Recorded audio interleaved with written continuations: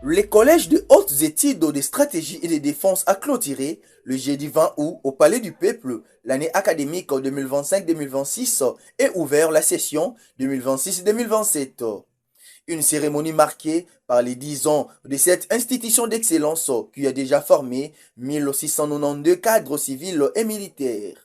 Présent à cette cérémonie, le président de la République, Félix Antoine Tshisekedi Tshilombo, a dévoilé la nouvelle doctrine de défense globale de la République démocratique du Congo, fondée notamment sur la souveraineté stratégique, l'anticipation des menaces et la capacité du pays à assurer sa propre sécurité. Face à la situation dans l'est du pays, le chef de l'État a réaffirmé son attachement à une paix juste et durable. Dans l'est de la République démocratique du Congo, nos populations continuent de payer un lourd tribut à la violence armée, aux ingérences étrangères, aux déplacements forcés ainsi qu'à une économie de prédation nourrie par l'exploitation et le trafic illicite de nos ressources naturelles. Face à cette épreuve, notre détermination ne vacille pas. La souveraineté, l'intégrité territoriale et l'unité nationale de la République démocratique du Congo ne sont pas négociables. Nous voulons la paix, mais nous voulons une paix qui ne soit ni la résignation devant la force, ni l'oubli des victimes, ni la consécration du fait accompli. Aux nouveaux diplômés, civils et militaires, le président Félix Tshisekedi a rappelé que le savoir acquis au collège des hautes études de stratégie et de défense est avant tout une responsabilité au service de la nation.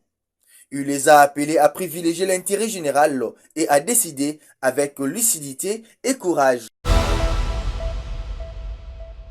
Un drone kamikaze a été neutralisé le jeudi 20 août à Ruyengo, dans le territoire des Fizi, au sud Kivu.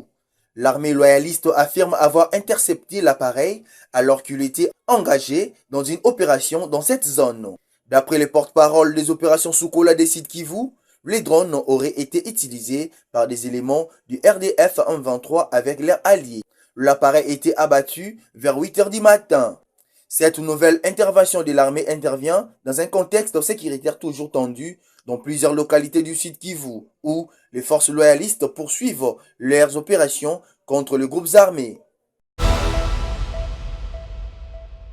Ça veut dire quoi Banyamulenge? C'est quoi Banyamulenge? Les tons montent autour de la question de l'identité des Banyamulenge. Après les déclarations de Martin Fayulu sur leur origine et leur nationalité, Azarias Ourouberois sort de sa réserve et interpelle directement l'opposant.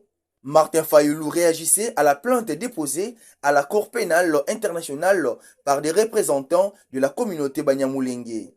Il avait alors défendu sa conception de la nationalité congolaise, tout en affirmant que certaines populations pouvaient être d'origine rwandaise, tout en ayant acquis la nationalité congolaise. Soyons sérieux. S'ils sont congolais, si ceux qui veulent être congolais, un Belge qui était belge, il peut être congolais. Il est congolais de nationalité, mais il est d'origine belge. Des propos qui provoquent la colère d'Azarias Ourouberois. L'ancien vice-président de la République le qualifie de scandaleux et de honteux. Pour lui, cette position franchit une ligne rouge et constitue une insulte à l'égard des Banyamulenge. Ourouberois demande donc à Martin Fayulu de retirer ses propos. Et le ton, c'est dire si l'ancien vice-président prévient que l'opposant devra assumer les conséquences de ses déclarations. 16 ans après la disparition de Floribert Chebeya et Fidel Bazana, le dossier reste ouvert. Le ministre des Droits humains Samuel Bemba a reçu le 20 août les familles de la société civile. Le ministre a réaffirmé l'engagement du gouvernement à faire toute la lumière sur cette affaire et à accompagner les proches des victimes dans leur quête de vérité et de justice.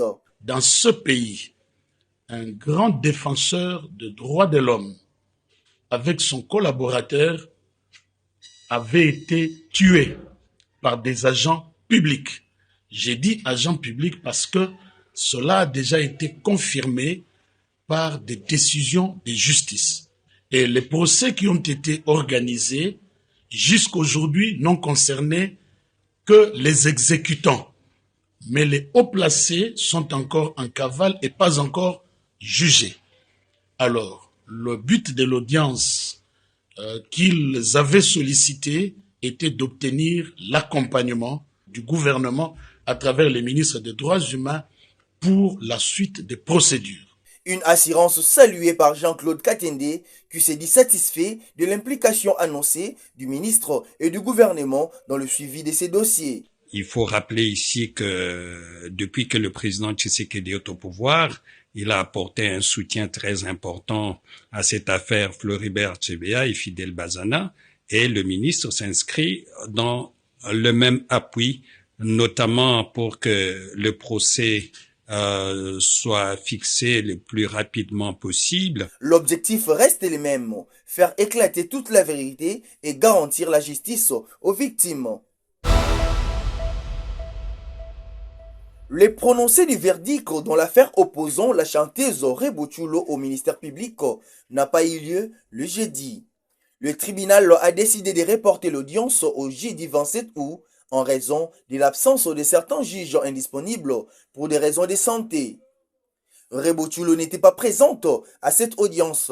Ce nouveau report intervient alors que le parti attend désormais la décision de la juridiction sur cette affaire. La prochaine audience devrait donc être consacrée au prononcé du verdict. D'ici là, aucune décision n'a été encore rendue et la procédure suit son cours. Le report est ainsi motivé par des contraintes liées à la composition de la juridiction. Les parties devront patienter encore quelques jours avant de connaître l'issue de cette procédure. Le 27 août constitue désormais la nouvelle échéance judiciaire. Longue de 3450 mètres et large de 45 mètres, la nouvelle piste de l'aéroport national de Kolwezi est en voie d'achèvement. Sur le chantier, le vrombissement des engins de l'entreprise Malta Forest résonne jour et nuit afin de livrer une infrastructure répondant aux normes requises pour accueillir des gros porteurs tels que l'Airbus A330-200. Le projet de construction et de modernisation de l'aéroport de Kolwezi, véritable motif de fierté pour la République démocratique du Congo, est exécuté sous l'impulsion de la seule femme gouverneure du pays, Fifi Masuka Saini, qui œuvre à la concrétisation de la vision du chef de l'État, Félix Antoine Tshisekedi Tshilombo.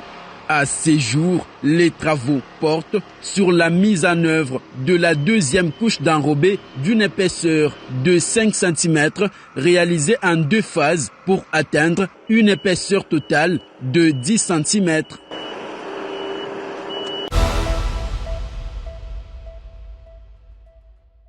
À Bunia, dans la province de l'Ituri, l'Agence nationale d'ingénierie clinique et numérique en santé poursuit l'identification biométrique des prestataires engagés dans la riposte.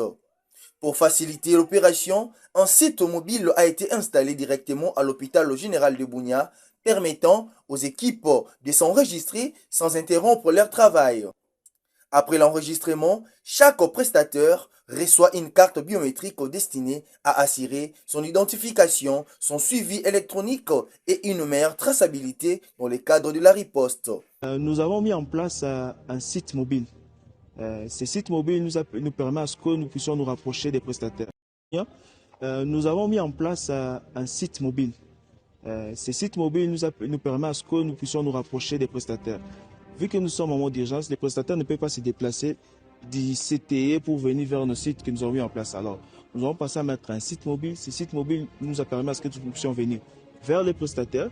Et à travers ce site mobile, nous sommes entrés dans identifier et enregistrer biométriquement tous les prestataires impliqués à la riposte.